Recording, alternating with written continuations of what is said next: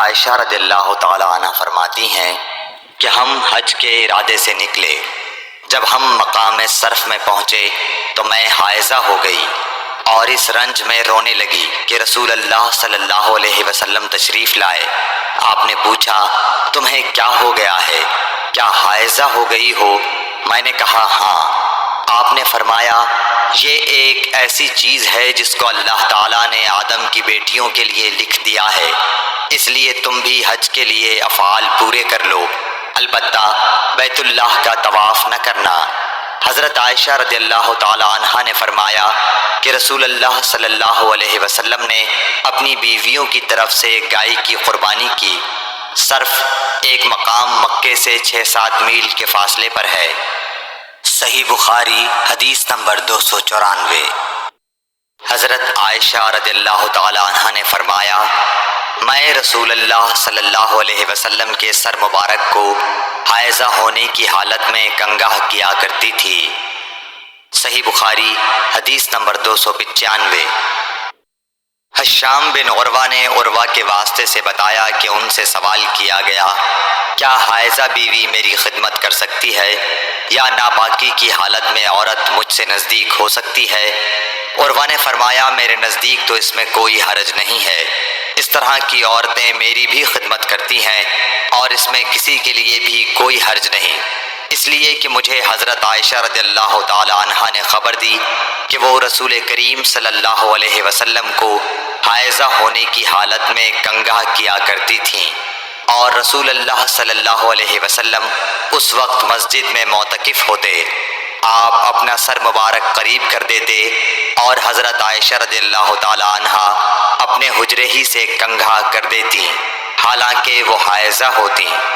صحیح بخاری حدیث نمبر 296۔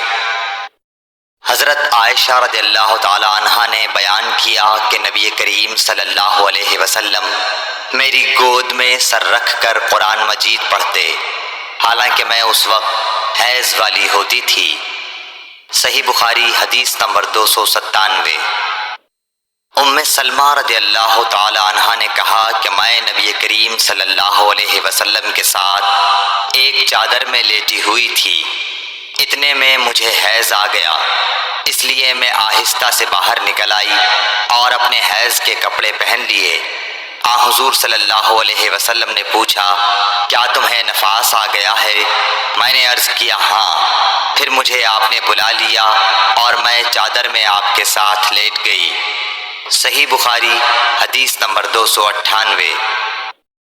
حضرت عائشہ رضی اللہ تعالی عنہا نے فرمایا میں اور نبی کریم صلی اللہ علیہ وسلم ایک ہی برتن میں غسل کرتے تھے حالانکہ دونوں جنبی ہوتے۔ صحیح بخاری حدیث نمبر 299۔ حضرت عائشہ رضی اللہ تعالی عنہا نے فرمایا کہ آپ مجھے حکم فرماتے بس میں ازار باندھ لیتی، پھر آپ میرے ساتھ مباشرت کرتے، اس وقت میں حائضہ ہوتی۔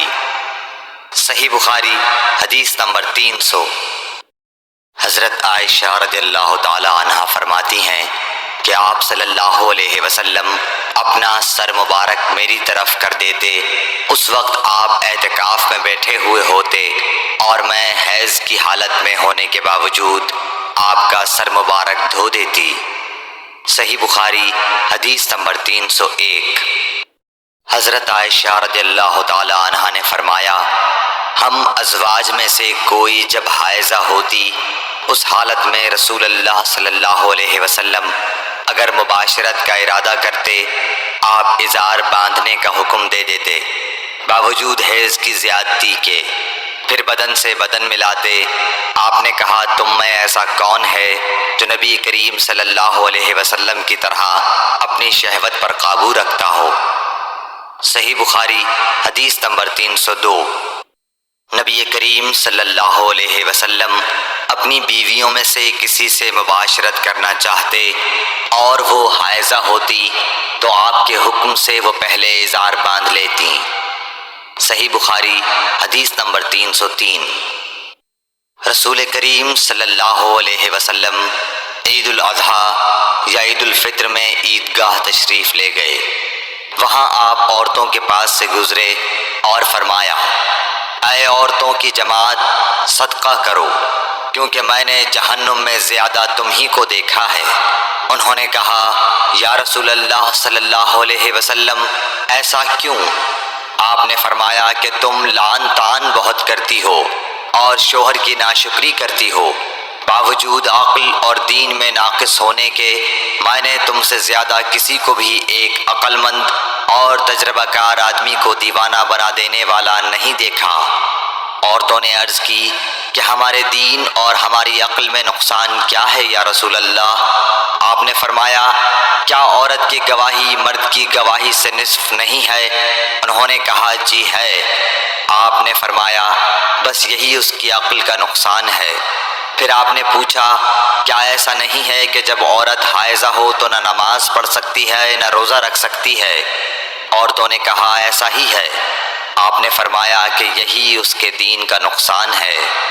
صحیح بخاری حدیث نمبر 304۔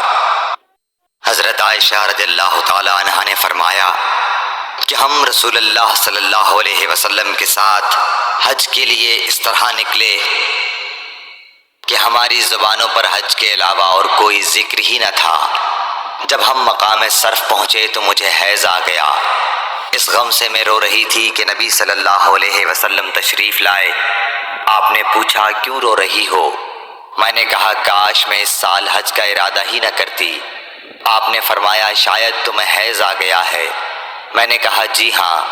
آپ نے فرمایا، یہ چیز تو اللہ تعالیٰ نے آدم کی بیٹیوں کے لیے مقرر کر دی ہے، اس لیے تم جب تک پاک نہ ہو جاؤ طواف بیت اللہ کے علاوہ حاجیوں کی طرح تمام کام انجام دو۔